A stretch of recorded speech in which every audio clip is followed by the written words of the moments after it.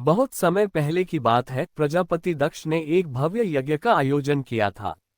दक्ष ब्रह्मा जी के पुत्र और सृष्टि के मुख्य प्रजापति थे। उनकी पुत्री सती ने भगवान शिव को अपने पति के रूप में स्वीकार किया था। सती, जो शिव की पत्नी थी, उनसे अत्यधिक प्रेम करती थी और शिव भी सती से प्रेम करते थे। लेकिन दक्ष भगवान शिव को पसंद नहीं करते थे। वे शिव के जीवन के साधारण और त्यागमय स्वभाव से नाखुश थे। शिव न तो राजसी वस्त्र धारण करते थे और न ही किसी प्रकार की संपत्ति या वैभव में रुचि रखते थे। वे सादा जीवन जीते थे। उनके शरीर पर भस्म लगी होती थी और उनका श्रृंगार सर्पों से होता था। दक्ष का मानना था कि शिव उनकी पुत्री सती के योग्य नहीं है। एक दिन दक्ष ने एक बड़ा यज्ञ करने का निश्चय किया और सभी देवताओं को आमंत्रित किया, लेकिन भगवान शिव और सती को आमंत्रण नहीं भेजा। जब सती को इस बात का पता चला तो उन्होंने अपने पति शिव से यज्ञ में जाने की इच्छा जताई। शिव ने उन्हें समझाया कि बिना निमंत्रण के जाना ठीक नहीं होगा, लेकिन सती ने अपने पिता के घर जाने का निश्चय कर लिया। सती जब यज्ञ स्थल पर पहुंची तो उन्होंने देखा कि उनके पिता ने भगवान शिव का अपमान किया है और यज्ञ में उनका कोई सम्मान नहीं हुआ है। इस अपमान को सहन न कर पाने के कारण सती ने वहीं अपने प्राणों का त्याग कर दिया। सती के देहत्याग की खबर जब भगवान शिव को मिली तो वे अत्यंत क्रोधित हो गए। उनके क्रोध से ब्रह्मांड कांपने लगा। अपने क्रोध को शांत करने के लिए शिव ने अपनी जटाओं से एक राक्षस उत्पन्न किया, जिसका नाम वीरभद्र था। वीरभद्र ने दक्ष के यज्ञ को नष्ट कर दिया और दक्ष का सर काट दिया। बाद में शिव का क्रोध शांत हुआ और उन्होंने दक्ष को जीवनदान दिया। दक्ष ने भगवान शिव से माफी मांगी और उन्हें सच्चे देवता के रूप में स्वीकार किया। लेकिन सती के जाने से भगवान शिव का दिल टूट गया और वे गहरे शोक में चले गए। वे कैलाश पर्वत पर तपस्या में लीन हो गए और संसार से अपना नाता तोड़ लिया। सती के देहत्याग के बाद भगवान शिव शोक में डूब गए और उन्होंने कैलाश पर्वत पर जाकर ध्यान में लीन हो गए।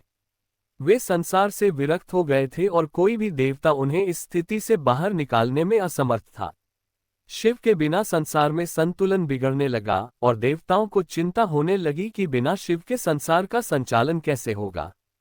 इस बीच सती ने हिमालय के राजा हिमावन और रानी मेना के घर पार्वती के रूप में पुनर्जन्म लिया।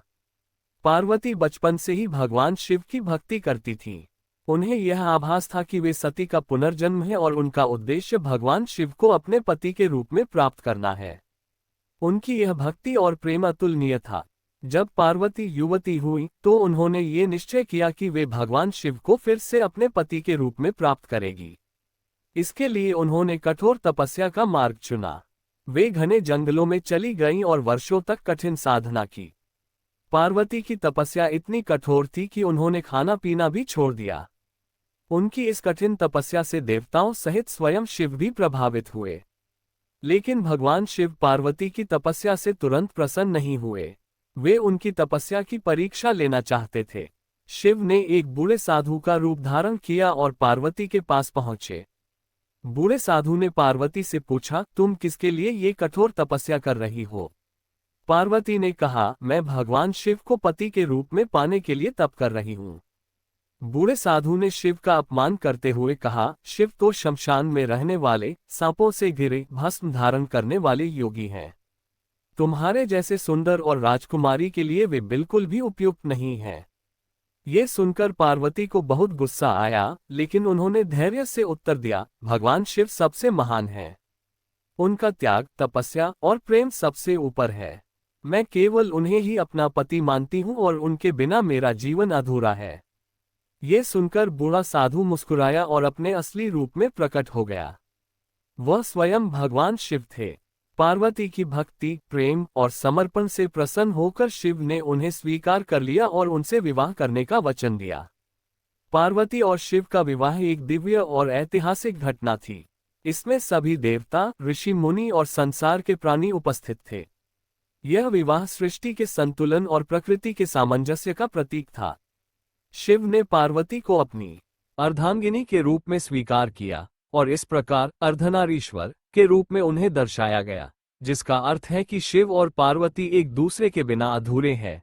इस प्रकार पार्वती ने अपने प्रेम, भक्ति और तपस्या से भगवान शिव को प्राप्त किया उनके प्रेम और विवाह की यह कथा हमें ये सिखाती है कि सच्चा प्रेम, समर्पण और तपस्या असंभव को भी संभव बना सकते हैं। शिव और पार्वती का मिलन संसार में प्रेम, शक्ति और समर्पण का प्रतीक है।